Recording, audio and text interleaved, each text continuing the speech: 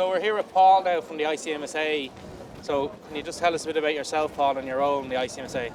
I suppose I'm a Dairy Policy Officer within the ICMSA, working mostly on the dairy side, business side as well. So just dealing with, I suppose, a lot of issues got to do with milk price and even pre-budget, things like that. So that's the main portfolio.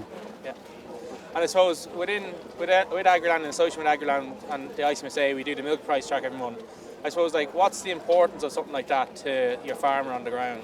I think it's the transparency really is what you're looking at. You're looking at farmers seeing what prices other co-ops are paying for their milk, and being able to study it, see the trends, know where the price for either butterfats or proteins, and see how their own co-op is performing month on month, and making sure, I suppose, if they can put pressure on their local board members to know what the price is and see how they are performing. Yeah, and I suppose it's been on an ongoing series now within this Agriland for a number of years now, and we've seen it develop and the readership goes up in every month. But I suppose the real key part of it is the whole fact that you can see what the prices are within all the co-ops, and you can compare it to yourself, and you can really get a better insight as to what's going on within the system.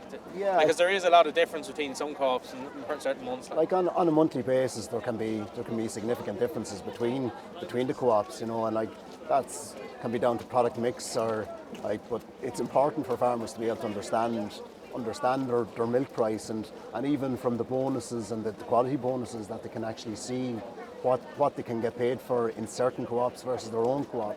So I think it's the level of transparency that it can actually bring. I think that's really important. That we've opened up that in the last number of years through the tracker on Agriland, that farmers are more aware of what they can get for their milk if they were in different co-ops as well.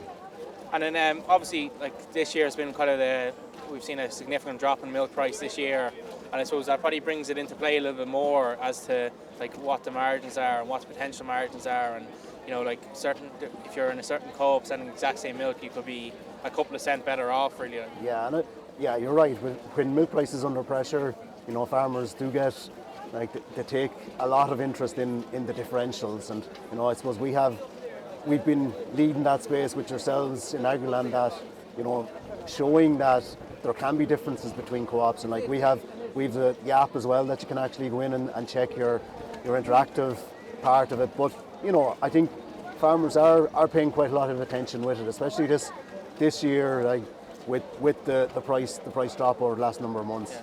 And I suppose now we're heading into late September, heading into October. We're talking about prime autumn calving, winter milk herds, and I suppose the big talking point a lot of these winter milk herds is around the premiums for winter milk, and what could be done with this? I suppose they have to go back to their co-op, show their analysis and show what their costs are, and try to get a better price really. Yeah, I think it's all about showing the cost differential, okay, and the cost of actually producing winter milk, and that differential that's there needs to be actually given to those liquid producers, and there's analysis there showing how much extra it is to actually milk during those months, and it's not the same as a spring-based production. You need those extra concentrates, that extra feed. There is a significant premium needed for that. Yeah, and I suppose it's probably a system that's a little bit under pressure at the minute as well. With we've seen the nitrates issue, and probably a lot of guys thinking, is it worth my while doing this anymore? But I suppose if we lose that industry, we're losing a significant part of our system, and we're losing,